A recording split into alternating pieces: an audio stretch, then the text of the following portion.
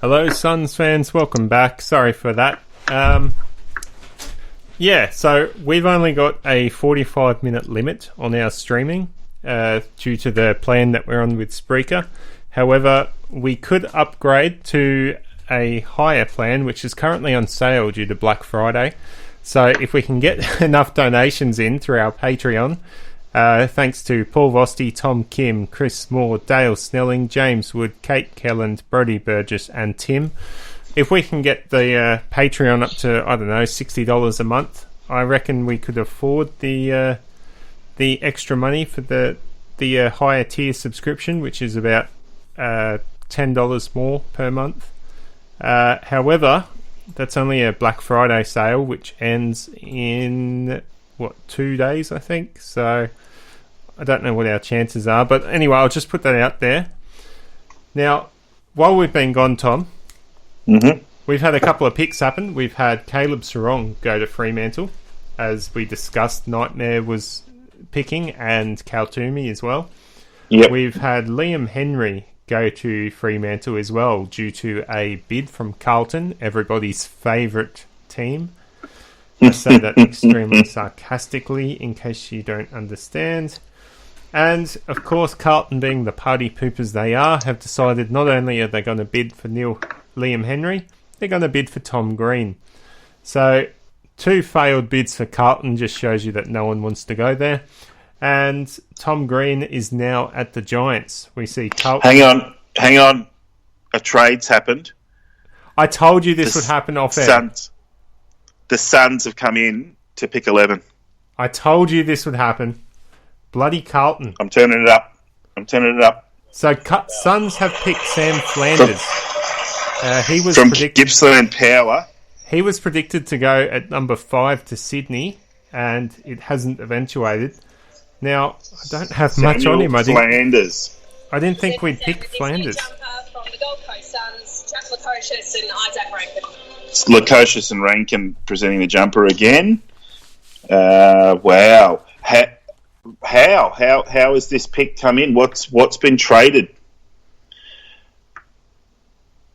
Gold Coast receive 11 and 62 for 17 and 22. So we've gone all in with our picks from this year. Interesting. We've got pick 62 now for our 4th pick, which I'm going to say right away we might use on a guy like Josh Gore. Well, potentially. We've nominated Conan, Gore, and do you know who the third player was from the Ryan Gilmore. So we've nominated those blokes, and if another club I don't really trust that, because that's an old that was a long time ago in that. I mean, it's obviously got to be one of those 3, right?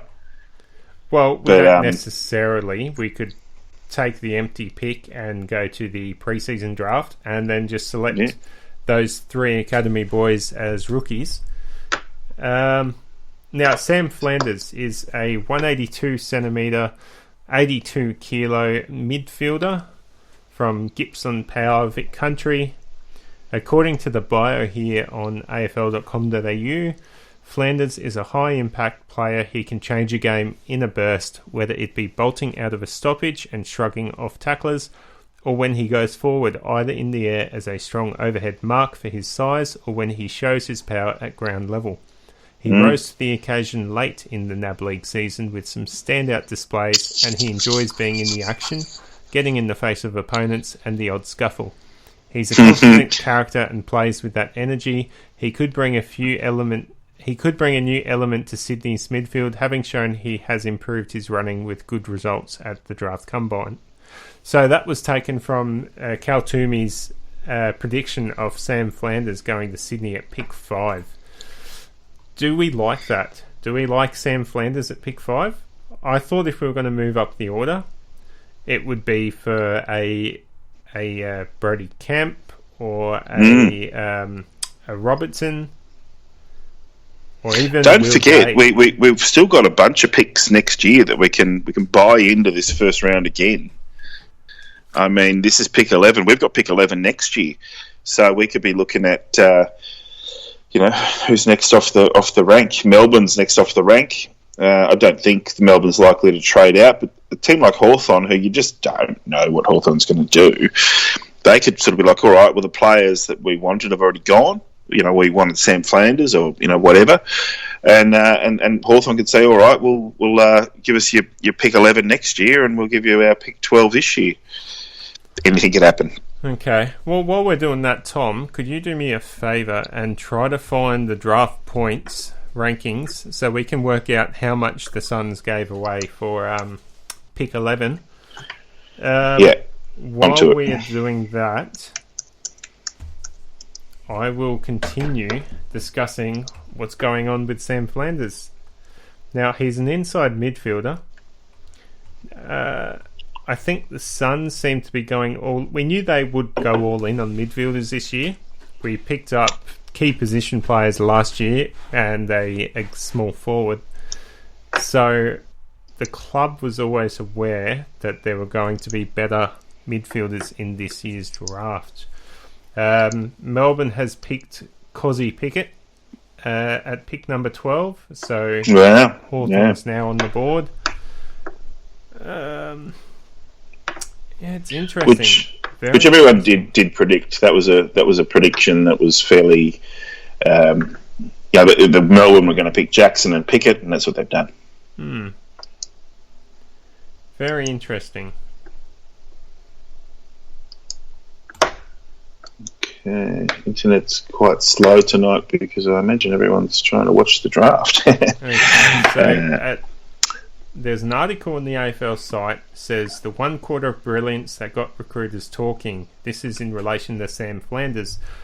It was half-time of Gippsland's Powers qualifying final against the Oakley Chargers in the NAB League, and there was one name on the lips of every recruiter at Icon Park. Sam Flanders, in a quarter, had rocketed himself into top 5 contention. He had pieced together one of the standout terms of the under-18 season, booting 4 goals in a brilliant display.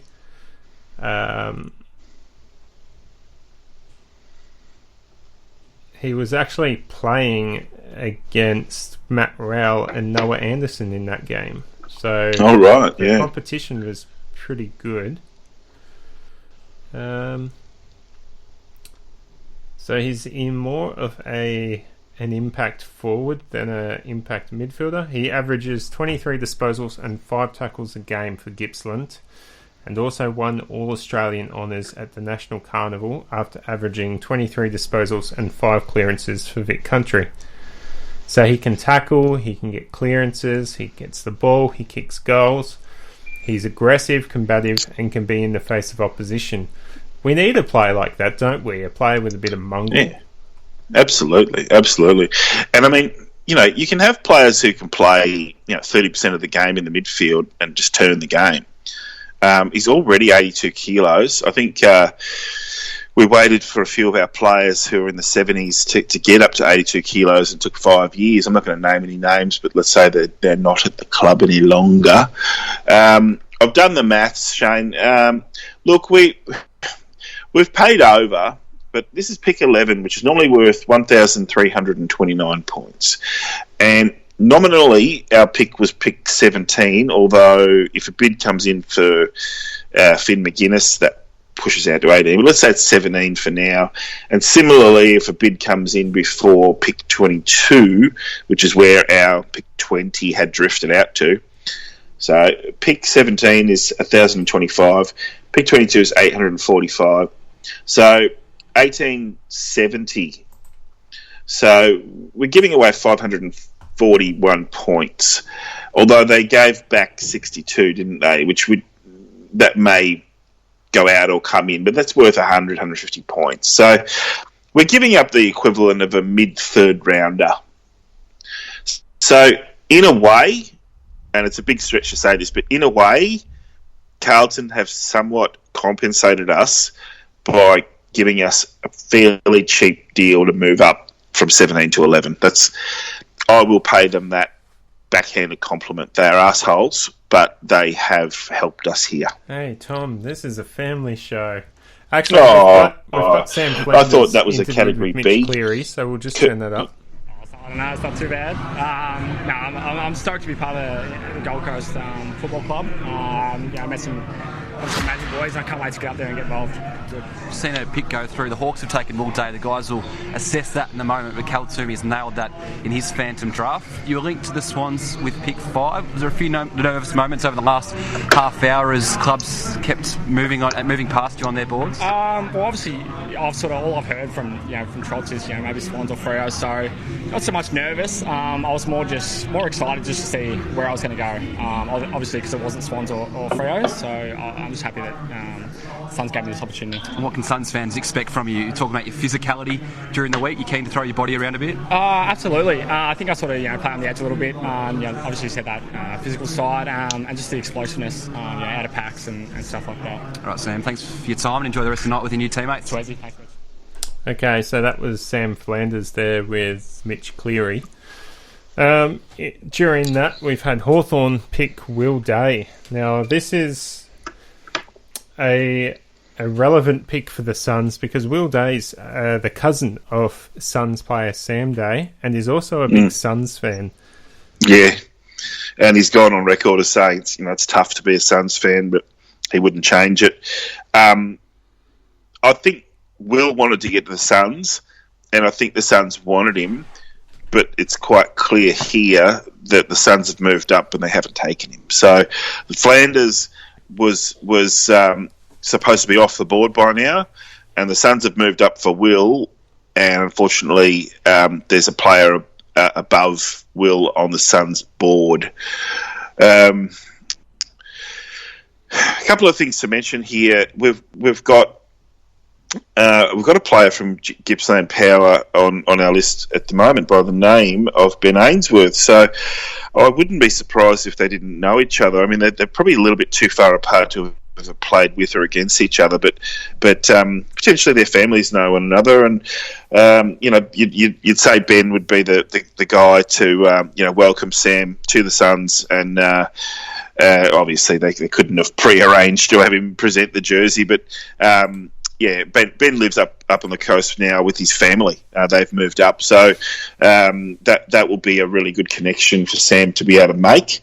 Because as we know, these guys are young teenagers and moving a very long way away from home.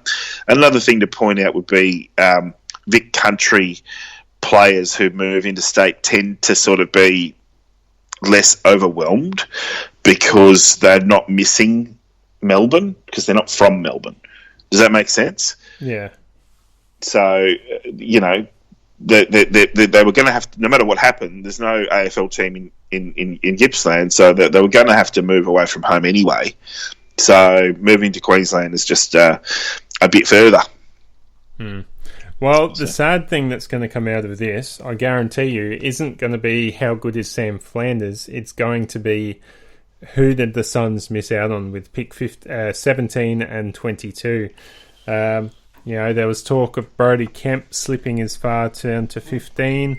There was talk of the Suns picking up a Bianco or a Gould with their pick in the 20s. So that's very interesting. Look, the Suns have just had a thing come up on their mobile app relating to that pick. So I'll see if there's any more info that's come in. In the meantime, Port Adelaide have picked Miles Bergman, who was obviously somebody who's been quite impressed by. People have been looking at him at his AFL Combine results, where he's a decent athlete. All of these players are tremendous players.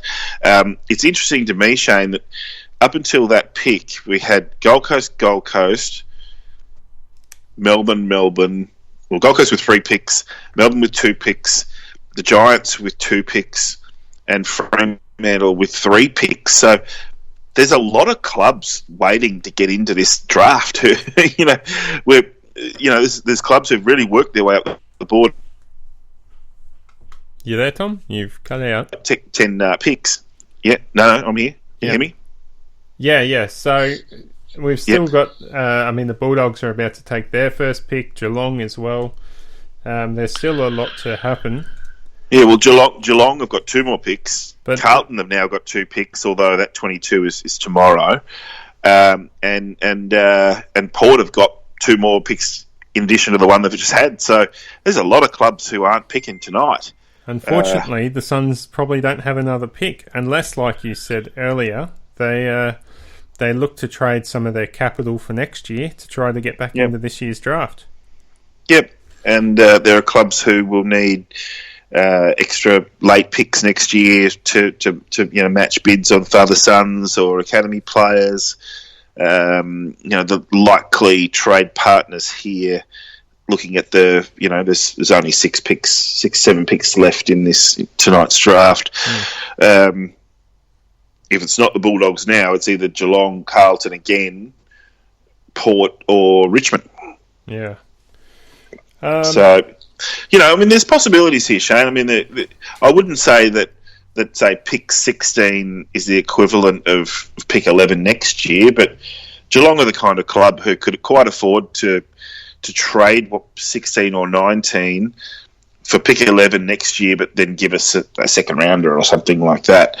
You know what I mean? It's not going to be in our favour, but if there's a player who we really, really want right now who hasn't been selected, those are the kinds of clubs and those are the kinds of deals that we're going to have to make. So pick 11 for next year would definitely be in any deal. So whether you want to keep pick 11 next year, which is, obviously there'll be some good players, or bring a fourth player into this group. Another thing to remember is, live trading isn't just tonight, it's tomorrow. So we could be looking to trade back early into the second round for a player that's still available that, could come to us reasonably cheaply. Yeah, we've got plenty of capital for next year, but next year supposedly, they say this every year, but next year supposedly not as good of a draft as this year. Obviously, this year isn't on the same level as last year's super draft, but combine that with the fact we've got all these next-gen academies and father sons next year, the value of pick 11... do you think maybe pick 11 is maybe only worth something around 15 to 20 this year with the quality of players on the board? Yeah, well, that's the other thing, right? So pick 11 next year doesn't have that points value that we've just traded up to pick 11. We're not going to be picking at 11 next year. There are going to be players who will be bid on in that first, just like this year. There'll be players who are bid on and clubs that come in to match the bids. So it's going to more likely be 13 or 14 by the time it actually comes off the board. As I said, there's 6 selections left, and that only encompasses 3 clubs. So or 4 clubs. So if we've got if anything's going to happen, that pick 11 as a straight swap even for 16 or 17, if there's a player left, like a Brodie Kemp, who we really, really, really want, then the phone calls are being made right now. Okay, well, since we've been talking, Miles Bergman has been selected by Port Adelaide and Cody Waitman has gone to the Bulldogs. Let's go over some Facebook questions we had come through. We put the call out earlier today to our community, and we had Rod Walsh ask, should the Suns try to entice Connor Rozee north? Luco's comments suggested he may prefer the relative anonymity in Queensland. Now, those comments Luco was talking about in his interview earlier this week after he re-signed with the club was along the lines of talking to his good friend Connor Rozee for Port Adelaide, was telling him that the lifestyle in Adelaide was a bit of a fishbowl, essentially, and how he gets harassed going out for dinner and things like that. So, wow. Obviously, that's a different sort of lifestyle up here on the Gold Coast. Most players could probably walk into a cafe or anywhere on the Gold Coast, go to the biggest place on the Gold Coast, Pacific Fair or Robina Town Centre, and not be noticed. So do you think there's any relevance to trying to convince someone like Connor Rosie to move north? Yeah, well, this is the thing. Look, there's two things I'll say here. For one, I think Jack Lukosius and Ben King were the two guys that South Australian fans and St Kilda fans in particular were from this very night last year. They were going on social media saying, "Give it a year, and they'll be wanting to come home." So we know now that's not the case because both of them are extended for 3 more years. But back then, those kinds of things, it really sucked just reading about that because we're happy we've just got these great players, and all of a sudden, we're having it thrown in our faces that these jealous clubs are going to do everything they can, and even was it the Adelaide Crows or was it Port Adelaide who said that I think it was Port who said we'll just wait 2 years and then we'll get the coaches to come home. And St Kilda was very, very, very poor by St Kilda. They said, see you in a couple of years. You're most welcome to come back to St Kilda, as if he'd ever been a player there for Ben King. So I think this might smack a little bit of the jealousy, and now we're sort of saying we'll taunt them. Connor Rosie's got 3 years left on his contract, so I can't see them playing nice about, even if he's desperate to come to the coast. It could be one of those Tom Papley deals where he just has to wait. Well, another question here is Mark Randall. I'm curious as to whom the Suns will select with pick 15 before bids bump it out to 17, 18. Will they go for another midfielder? Okay. Obviously, the Suns skipped down to 11 to get another midfielder. So, yes, that's what they wanted. Although on their site, they've listed Sam Flanders as a forward. So I think they view him as a half-forward sort of player, which maybe suggests they're going to try to play Noah Anderson as more of a wingman or inside mid and restrict his forward duties. Now, he was pretty much right with the bids bumping that pick out to 17. And we're about to see Carlton use pick 17, and we'll see what sort of player the Suns could have got. What are your thoughts on this, Tom? Well, is it Kemp? Yes, Brody Kemp has gone to Carlton. Well, I mean, this is a self-fulfilling prophecy. It was going to be this, and we've chosen not to. I hate the idea of drafting players who've done their ACL. I just, there's like a quarter of a chance that they're going to do it again. And, you don't like to think, the Alex Johnsons of the AFL. I mean, he's got a premiership medal, but his career's been completely screwed because he's got bad knees. So if Brody Kemp becomes one of those could-have-beens for Carlton, I wish him all the best because I wish he was going to be wearing red next year. But yeah, there's a risk, high risk and low reward. I don't know if Carlton's the right club to pick him because they need him to be playing at round 1, and he probably won't play senior level until 2021. So yeah, weird pick, but anyway. Well, it's interesting. The other player the Suns have been heavily touted to pick up around that pick was Devon Robertson.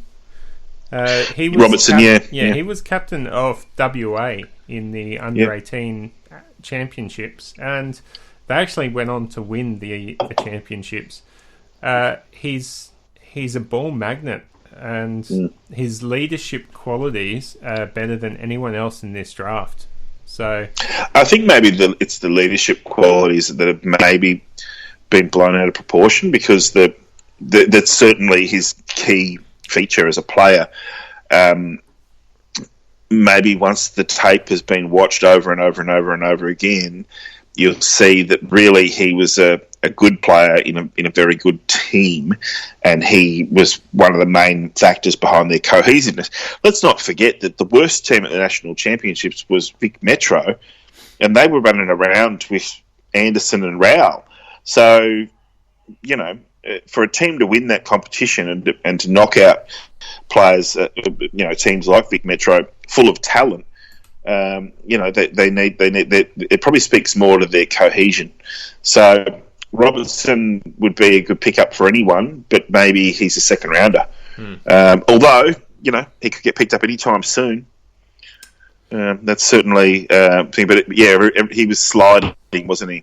Yeah, he was sliding. He was originally in the top 10. He was sliding out to the end of the first round. So live trading certainly makes the draft night more interesting, doesn't it? There's always the possibility. The Suns could trade back into the draft, even tomorrow night.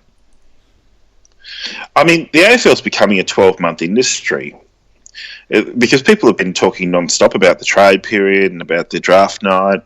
And now we're going to still have a bit of a buzz after this. You know, there's a second night, of course, in the draft, and then people are going to be sort of buzzing about it for a while, and then all of a sudden you've got the AFLW are going to be, you know, their preseason started. Obviously, the actual AFL preseason's you know, underway as far as the training camps and all those kinds of things. So, you know, a day doesn't go by when there's not a new news story. So I think they're doing a really good job because other sports are in and out of the news in 6 or 7 months a year, and then you just barely hear about them for the whole off season. Okay, well, I didn't see this one coming. Port Adelaide has picked someone called Mitch Georgiades. Georgiades is a guy who spent most of this year injured, and therefore he wasn't in any conversations. However, Cal Toomey, I'll pay that. He's been mentioning where he goes. I don't think Cal had him this high, but Cal had him somewhere. I'm just going to go back through Nightmare and see if Nightmare had him in the top 30. No. So Nightmare had him at 37, so, you know, end of the second round. So he's come in quite a bit earlier than that. He's from WA, so again, he's part of that team. And he is his old man played for Footscray, so he's lived in WA, but not surprising that he's happy to travel around. It looks like he's what is he? Key forward, so, you know, goal kicker. Port Adelaide haven't got any shortage of those, but then again, they're goal kicking. They've got a few older players, haven't they? So yeah, interesting. And they're always injured. Charlie Dixon has barely played any games since he left the Suns. Yeah. All right. Well, we've got another question here again from Rod Walsh. Was Callum Archie's move to Brisbane just about getting a more attractive contract? Should the Suns have tried harder to keep him? I don't think it was just about a more attractive contract. I mean, the Suns haven't been fantastic, and I think that played a part in it, as well as the financial offers.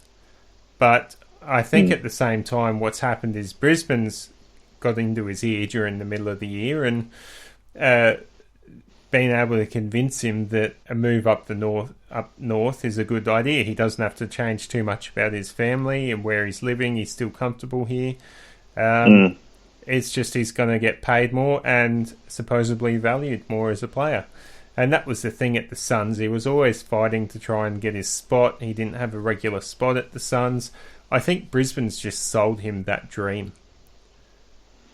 Yeah, I think there was a bit of money there, Shane. I think essentially when Evans and John Haynes and Craig Cameron all sat down and really crunched the books and really went, okay, look, we're in a bit of trouble here. Our salary cap is actually, you know, north of 100%, and we're going to need to trade some players away. And those players ended up trading away started with Tom Lynch, and then it didn't end there, did it? There were a number of other players who went last year. And I think one thing that the previous management did well is that they had your odds and evens. They had half the contracts expiring in the even years and the contracts expiring in the odd years, and they tried to sort of lock away the talent who so that they wouldn't come into free agency after 8 years, but it happened with Lynch. And anyway, so what it comes down to, I think, Shane, is you've got guys like Lynch and May who are on probably overs for their age, but not their potential. And then guys like Hall and Kolajasny and players essentially who are no longer at the Suns, who were getting better money than what their output was. There just wasn't the value for money.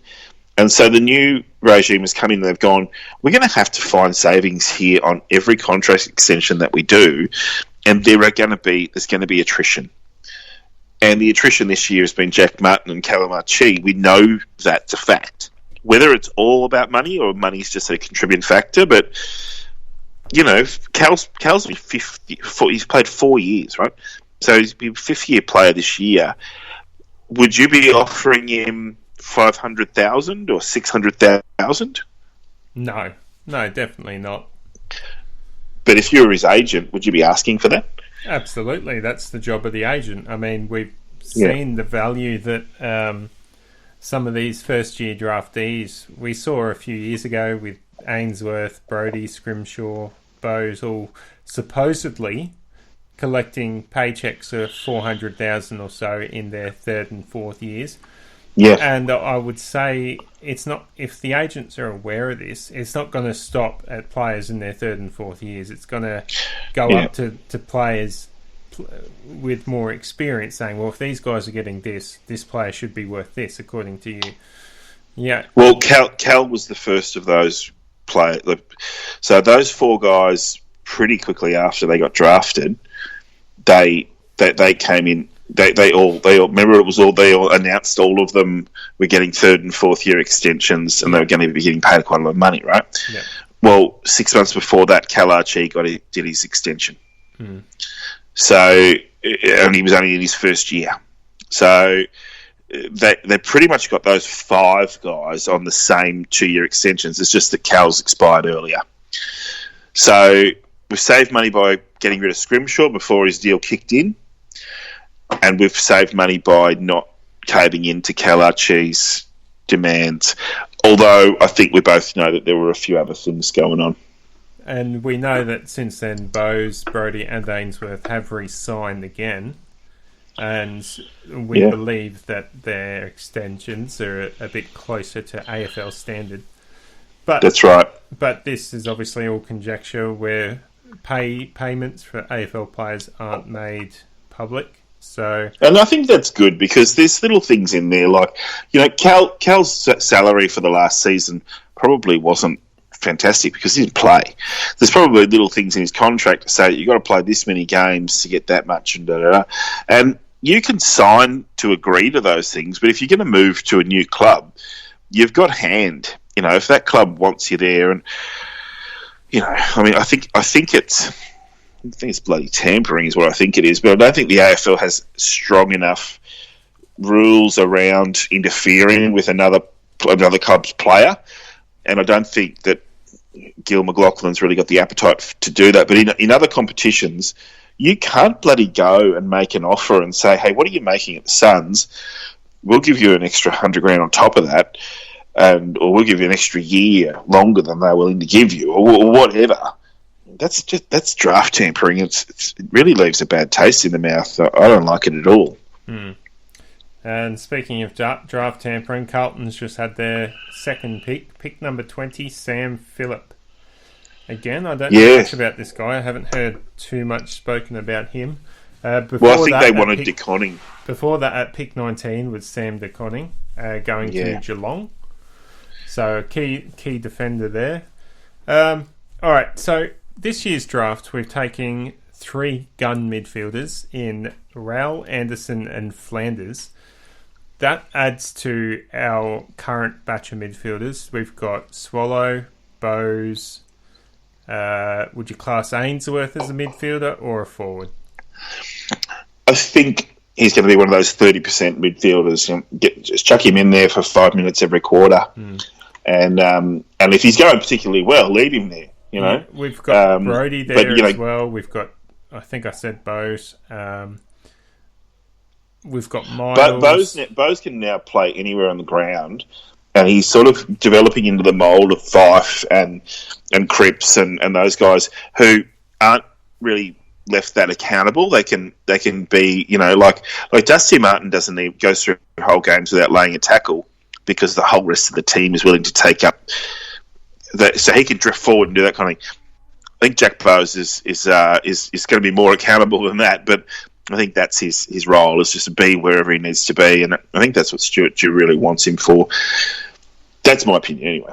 Whereas we know Will Brodie is just a midfield, inside midfield bull, and we hope that that's what he's going to do. These new guys coming in are going to have to find their way in. Maybe they play their way into form to get these inside midfield jobs, but until they do, I think we've chosen them because they have versatility. Well, what I'm trying to get at is we've got a lot of midfielders now. A lot of competition for spots. We've got Miles, Bowes, Will Brodie, Braden Fiorini, Tuke Miller, I guess Lockie Weller you'd class as a midfielder as well, Corey Ellis. Going down the list here, we've got David Swallow, Will Powell, Jordan Murdoch, George Holland-Smith, Schoenfeld, Joyce, Connor Bedarick. Yeah, McLennan, Bedarick. We've now got Raul Anderson. We've got a bunch of rookies as well in Mitch Reardon, Sam Fletcher, Jacob Dawson, Nick Holman, Jacob Heron. There's a dearth of competition there. I've used the wrong word, haven't I? There's no dearth. There's ample competition there for spots for in the midfield, and it's going to be tough to pick a best 22, I think. Richmond's on the phone here. I don't know if they're looking at getting a trade. So if the Suns, sorry to change the subject all of a sudden, if the Suns are going to come into the first draft, it's now or the following pick, which is Port Adelaide's. There's a minute 20 left. Isn't this the last pick? Richmond's got the last pick of the draft. Is it the last, or is it the... I believe this is the last pick of the draft, because Gold Coast had pick 22, which they gave to Carlton, and that was the start of the second. Now or never. The page I'm looking on, it's got 22 there, but that could be that it's the first pick tomorrow. So, do you think... No, it's right. We've had Will Day... So not Will Day. We've had Liam Henry, Tom Green. So do you think... Where do you think Raul Anderson and Flanders play next year for the Suns? Do you think they're best 22? Do you think they're NEAFL? Or do you think they're sort of on the fringe of breaking into the best 22? It's a really good question, because we have been building up our midfield. They're not terrible, right? People go and say, always use these really strongly worded, the Gold Coast Suns are all fallen. I don't think these guys are. Oh, Thompson Dow. Richmond picked Thompson Dow, Paddy Dow's brother. So that's quite an interesting one. Bloody Richmond coming in at the end of the first round. They're the premiers, and they've got a pretty good quality kid who's slid to them. Very interesting. Look, there's no easy answer, Shane. We had a shortage of midfielders, and now suddenly we've got too many. Can Tuke Miller reinvent himself as a defender? I think yes. I think you think the same. We've talked about that on the show before. Can Tuke Miller reinvent himself as a pressure forward? I also think yes. Is he a good midfielder? Yes. But maybe our midfield needs to start to sort of show a lot more versatility. And if we're going to pick 12 midfielders every match, and they're going to rotate and need to have, that flexibility, then, guys who would ordinarily walk into our first 22 are now questionable unless they can really nail down a spot where they can do two things. Yeah, looking over the the list again, I would say there's 6 players on the senior list. I think a walk-up starts for our midfield, best 22, and that would be Bowes, Brodie, Fiorini, Tuke Miller, Lockie Weller, and Will Powell. What about David Swallow? Oh, sorry. Yep, so it's 7. David Swallow as well. I think Tuke Miller was the one I missed initially because I feel like he could play in other parts of the ground. Add to that Rowell and Anderson. You've got 9 players there. And Flanders as well. Obviously, we rate him highly enough to give away the equivalent of what, a pick 9 or a pick 10 to get him.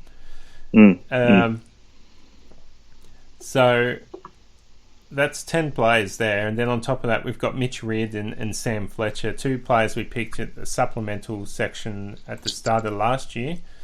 Do you know who you've forgotten? Of all of those players that you mentioned, you've forgotten Brandon Ellis and Hugh Greenwood. Of course, because they're not on the Suns website just yet.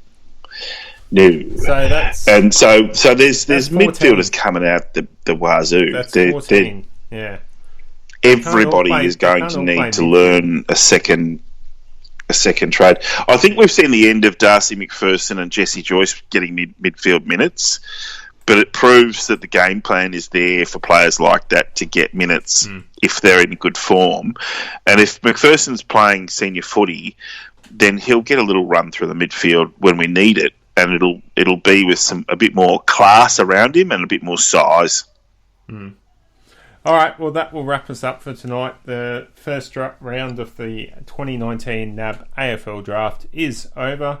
We had the Suns picking Matt Rowell at number 1, Noah Anderson at number 2, and then doing a pick swap with Carlton to trade pick 17 and 22 to get pick 11, and I believe it was 65.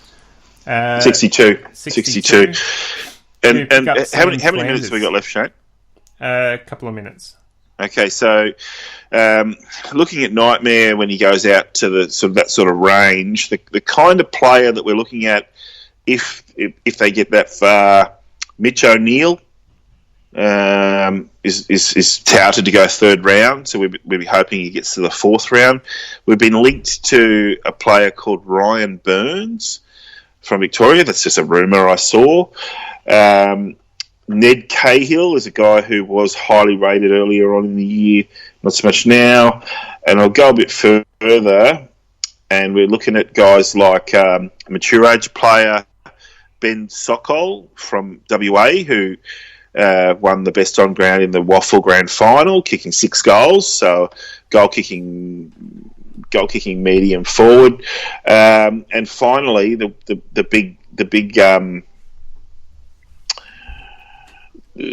big smoky who is in the right in the position is a St Kilda next generation player called Bigoa Nuon.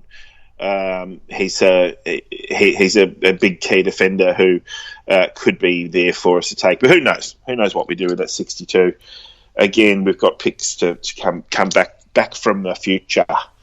Well, I'd be surprised if we take another player. I think we're going to elevate Holman to the senior list, and I think that pick would be used to match any bids for any of our academy prospects. But that's it for tonight, Tom. We're going to have to leave our viewers or listeners here. Thanks for tuning in and supporting the GC Sunscast. Remember to check us out on patreon.com/GC Sunscast. But until our next episode, which would probably be end of December, early January, go Suns! Go Suns!